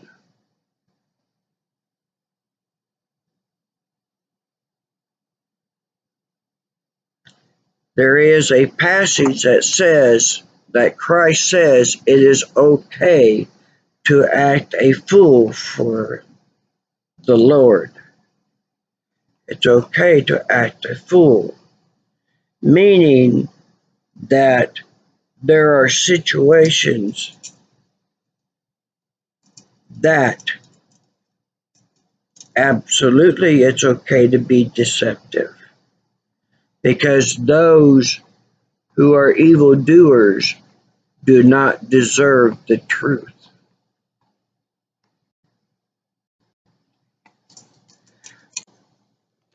I hope you all have enjoyed this. Please do share this. This will help you to a lot of people understand what's going on, why medicine acts the way that it does with the health problems that you're coming up and you're dealing with.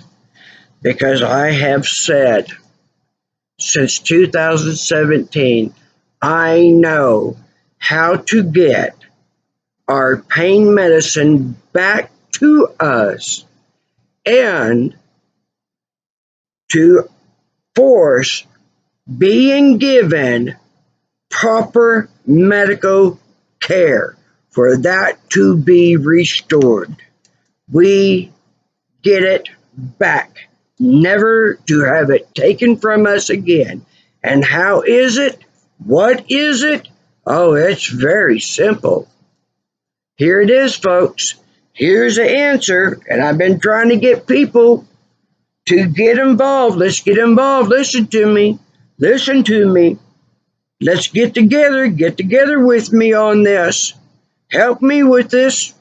Help me with this.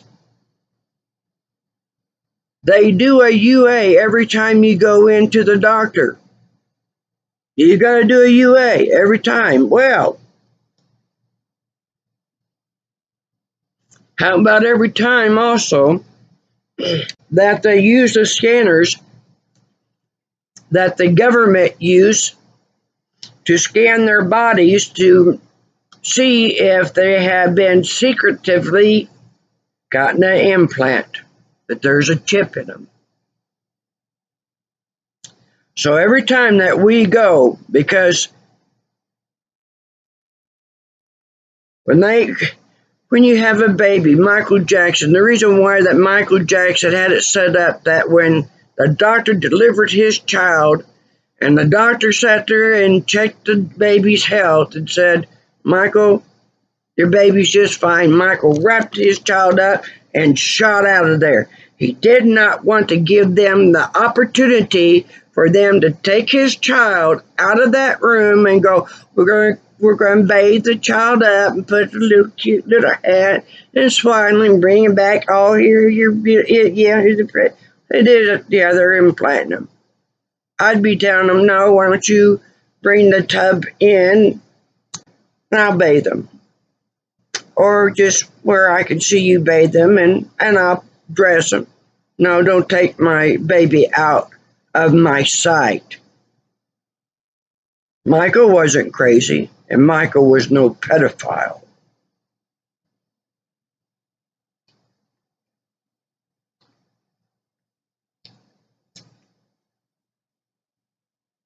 So, demand our lawmakers that every time that you go into the doctor, that you are scanned for an implant. Because if you have surgery, you're getting an implant. And nanotechnology, they can pass an implant through a syringe. It always will put out a frequency.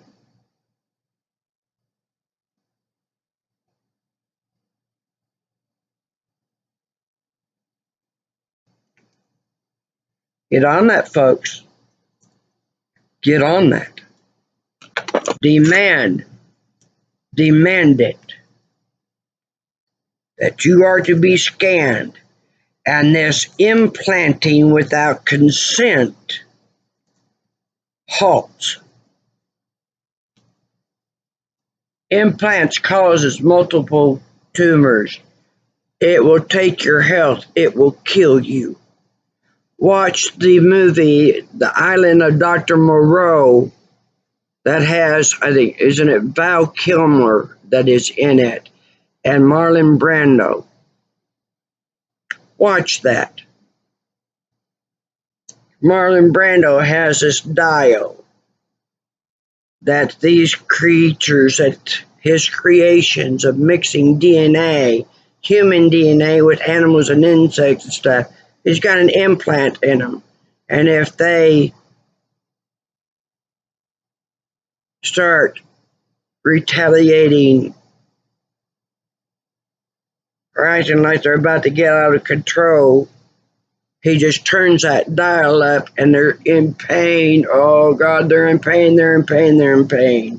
Watch the movie. Okay, I'm ending this. Much love to you all. Use this information well.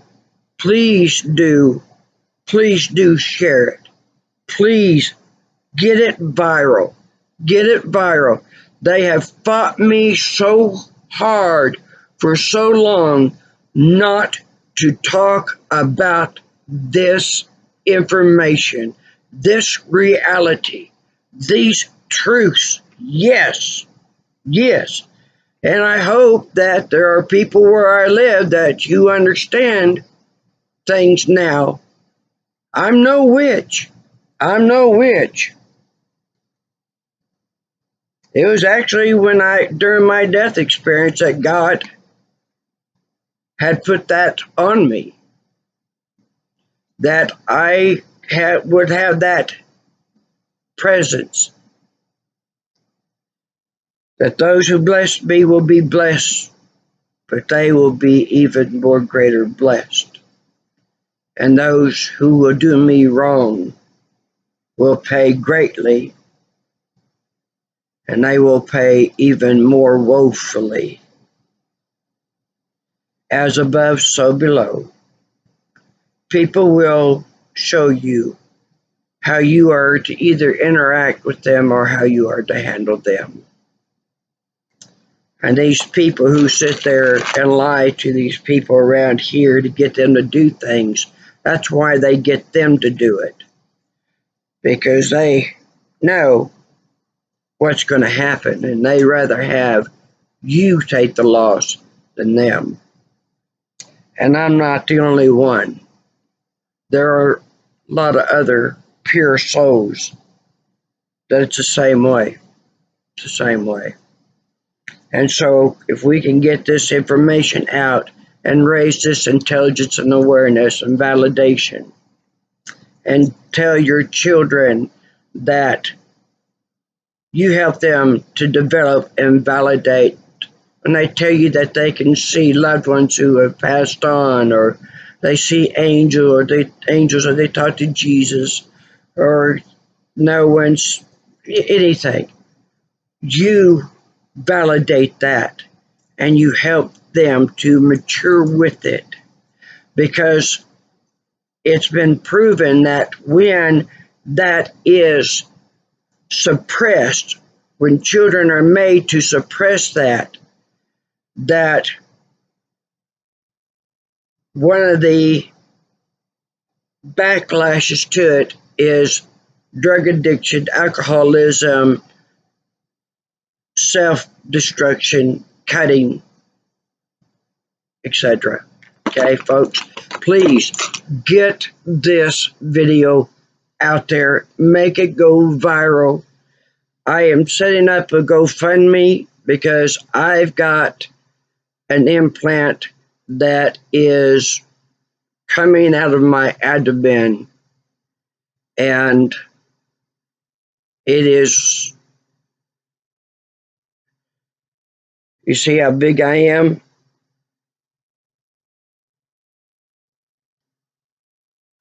This is what it's doing.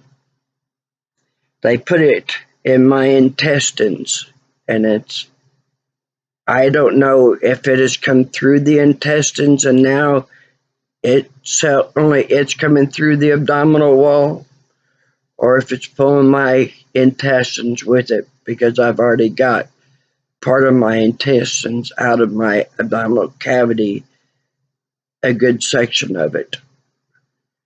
And this is the reason why that I can't get any help.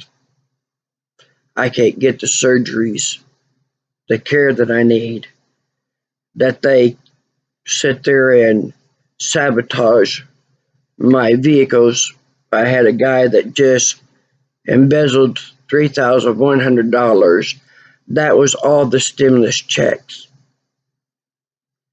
And isn't it interesting? That's exactly how much that I had.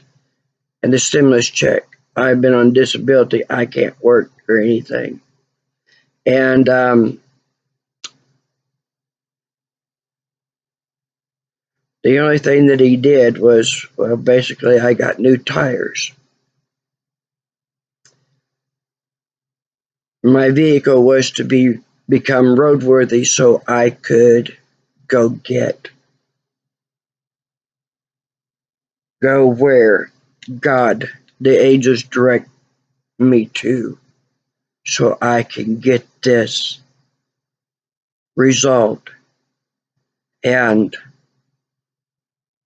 I will be off hospice level, and I can be among you all for a little while longer, and I can help you to discover yourself, empower yourself. Remember who you are as soul, why you are here, because you are a fulfillment of the prophecy that the world will become more and more inundated with far more advanced, intelligent, creative mind-blowing what these pure souls, beings, you all are to take us across the finish line. We've handed the baton off to you all. It said right around 1980 that there will be, that's the starting of the inundation. And then 12/21 of 2012, that it would be an even more increase of spiritual energy, and spiritual energy is feminine. It's feminine. That's why men are no longer being brainwashed and told to stuff down their emotions and be brutes and be killers and hunters and this, that, and that. The left side is feminine, so it's spiritual energy. The right side is masculine, so it's physical energy. And so we have both. And we are seeing our men coming back to us women instead of being the Neanderthals, the beat down, the taking advantage, all that violent, disgusting behavior. I'll never forget this guy seeing this video. They had this set up, and this young couple,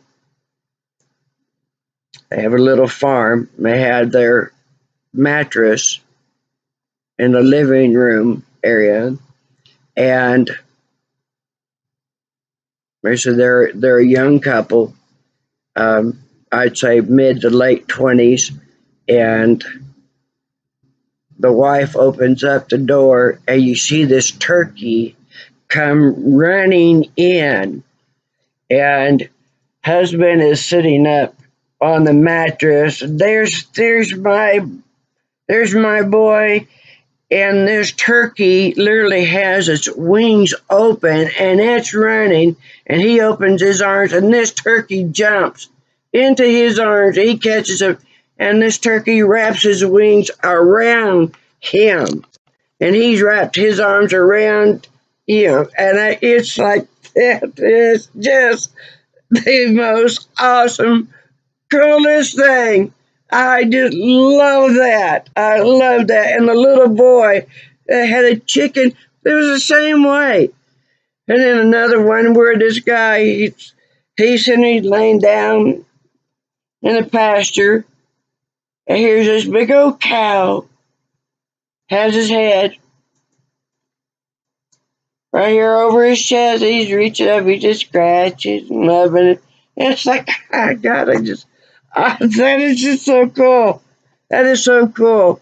And so Hollywood is coming in and telling people, oh, well, the reason why that you're feeling, softer, which is actually, it's putting you, that right there just tells you it's reconnecting you.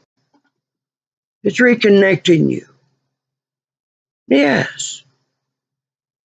We don't tell it.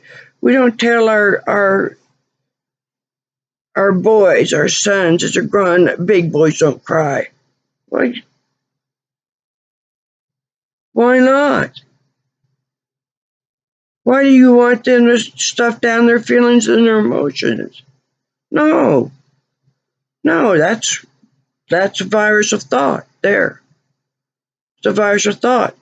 That's shut down our men. That's our men are going. You're not supposed to be, laying on a woman's lap and her stroking your hair, and you just curled up, feeling that security, baby. Yes, babe. It's a good kind of vulnerability. It does not mean that you're gay. Doesn't mean that at all. That's what Hollywood is turning it around. Okay, now I am going to stop there. I promise. So much that goes on.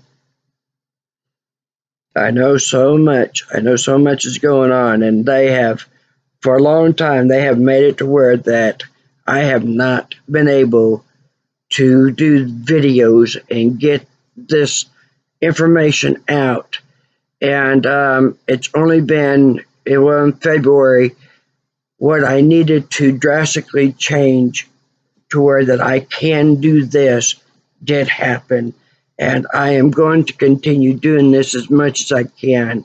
And please, please get this video, embed it, print it off, share it, make sure that it doesn't get lost.